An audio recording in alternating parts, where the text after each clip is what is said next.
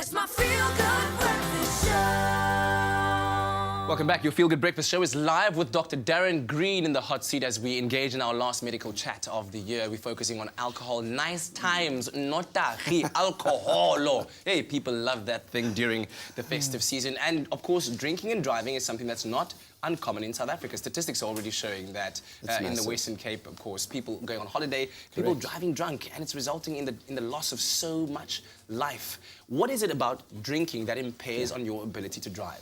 Yeah, so you find your reaction time is decreased. So your judgment in terms of distances is affected. Sometimes even your vision can become affected with drinking too much, and when you're under the influence. Your ability to judge distances on experience and react to them is slowed down. When you're following cars, you can imagine your reaction time in braking is also an issue. And then, of course, obviously your level of consciousness, alertness is affected. You become, obviously, after a certain amount of alcohol, you become a little bit depressed in terms of your level of consciousness.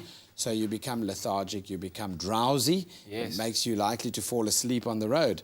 But what people don't understand is 50% of motor car accidents are associated with alcohol. 60% of drowning episodes are associated with alcohol intoxication.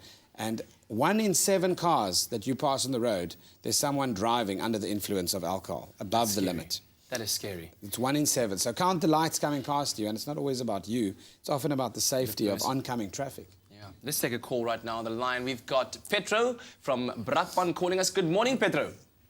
Yes, good morning. Morning. Thank you so much for your call. What is your comment? Yes, I don't want to have a comment. I want to ask a question, if I may. Go right ahead. Okay. I'd like to know if you drink like brandy with Coke, okay? Yeah. Is there any harm lesser than drinking like a Macador or any other alcohol with milk?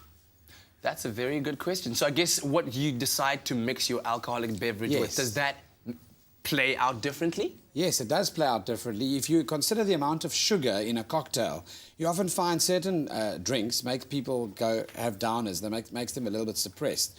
Whereas when they're having lots of sugar in their drinks, like daiquiris, Long Island iced teas, a lot of fruit juice, for example, and sugar syrups, they're more energetic. So when it comes to the metabolism of alcohol itself, very interesting, we use vitamin B, one of the subvitamins called thiamine. It's very important in the breakdown of sugar. And if you're using that vitamin and exhausting it for a lot of sugar metabolism and alcohol combined, you deplete those stores, which are one of the typical things you find in people that have binge drinking episodes or chronic alcoholics. Yeah. So nutritional deficiencies then occur due to combining that. So there is a difference in what you drink. Combining your drinks with mixes that are high in sugar tend to give you a lot more energy immediately, but then you slump and you might have the effects of the alcohol a lot longer for duration afterwards. We're going to come back just now, and I want to just maybe start off with the next part of the conversation with a question of a headline that I read on Facebook. It could have been one of these fake headlines, though, that said that drinking alcohol with energy drinks has the same effect on your body as taking cocaine. Hold on to that. Hold on to that. We will talk about it with Dr. Darren Green very shortly. Right now, let's head back to the kitchen.